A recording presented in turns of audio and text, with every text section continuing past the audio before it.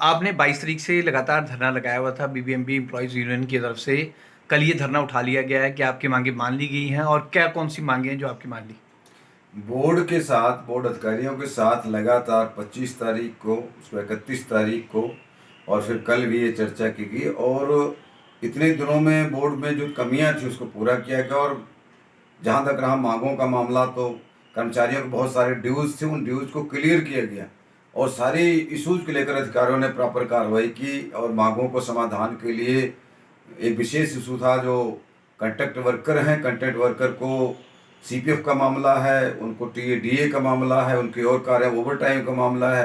ये बहुत सारा जो कि लागू था और उसकी इम्प्लीमेंटेशन में कमी थी, उसको प्रयास किया कर दिया जाए।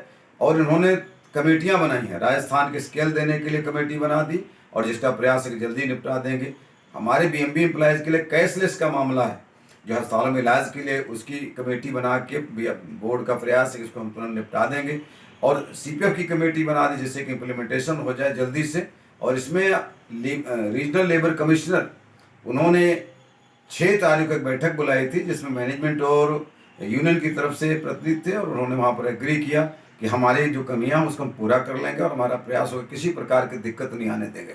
और हमें यूनियन ने भी ये प्रयास किया है कि जहाँ तक कम्युनिकेशन सही रहे और जहाँ तक बोर्ड में अधिकारियों की सोच है, जहाँ काम करने का तरीका है उसमें बदलाव लाएं और जिससे कि वर्कर अपना काम करे, फील्ड का वर्कर, और दफ्तरों के अंदर सही काम चले।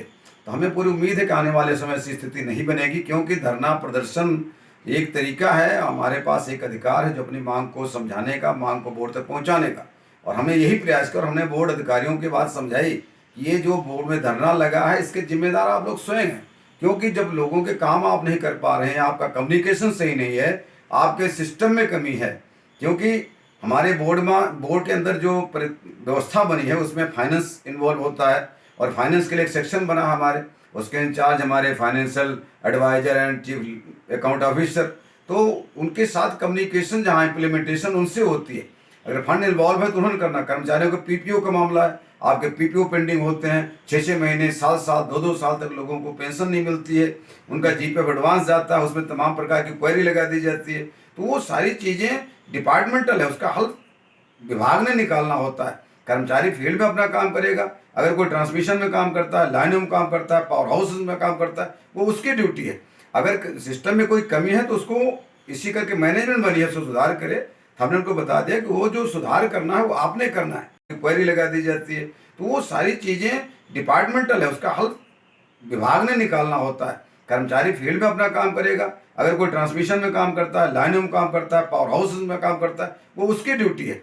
अगर सिस्टम में कोई कमी है तो उसको इसी करके मैनेजमेंट बनी है, उसको सुधार करे। हमने उनको बता दिया कि वो जो सुधार करना है वो आपने करना है और इसमें किसी प्रकार की दिक्कत ना आए, तो ऐसी व्यवस्था पूरी बनाई जाए और हमारा कम्युनिकेशन बना रहे और कि कर्मचारियों को मजबूर ना किया जाए कि भी वो किसी आंदोलन पर आए, क्योंकि हर चीज़ का समाधान तो बैठकर ही होता है। तो इस करके लेबर कमिश्नर ने बाइंडिंग कर दी है और इन्होंने 1 महीने का समय मांगा, क्योंकि उन्होंने 1 जून को पत्र निकाला है कमेटियों के बारे में। तो उन्होंने कहा कि हम 30 जून तक उसको हम कोशिश करेंगे कि आउटपुट निकल जाएगी और बहुत सारी चीज़ें निकाल दी। कर्मचारियों के डिलेज जो थे, ड्यूज जो थे, उसका बहुत तरीके से फिक्सेशन का मैटर है। सर्विस बुक के अकाउंट ऑफिस में बहुत बड़ी पड़ी थी, बड़ी डेयरी में, और तो ये इन्होंने कोशिश किया कि भी इसे निकाल दिया जाए। और इसमें हमारे अभी जो रोल अदा कर रहे हैं डिप्टी एफए भी इस बारे में सक्रिय हैं, हमारे फाइनेंशियल एडवाइजर जो हैं वो इस सक्रिय हैं। और बोर्ड के स्पेशल सेक्रेटरी ने महसूस किया कि हमारी कुछ त्रुटियां थी और हमें सिस्टम का पता नहीं था और आप लोगों की वजह से हमें पता लगा, जैसे कि भविष्य में हम किसी प्रकार की ऐसी स्थिति नहीं पैदा होने देंगे। इसी आश्वासन के साथ कि हमें भी किसी प्रकार का प्रयास हम नहीं करें और वर्कर आंदोलन पर ना जाए, तो कोशिश ये की जाए कि आप उनके काम करें और हम लगातार आपको कर्मचारियों के समस्याओं से पूरी तरह से अवगत कराते रहेंगे, जिससे कि हमारा कम्युनिकेशन बना रहे। क्योंकि मैनेजमेंट और यूनियन ये दोनों का एक रिलेशन है और रिलेशन ठीक बना रहे तो जहाँ तक है कि हमारा प्रबंधन भी मजबूत रहता है और हमारे कर्मचारी अपने वर्क से संबंधित वो अपना काम करें और जहाँ तक व्यवस्था है वो बढ़िया बनी रहे। हमारा ये प्रयास रहेगा इसमें।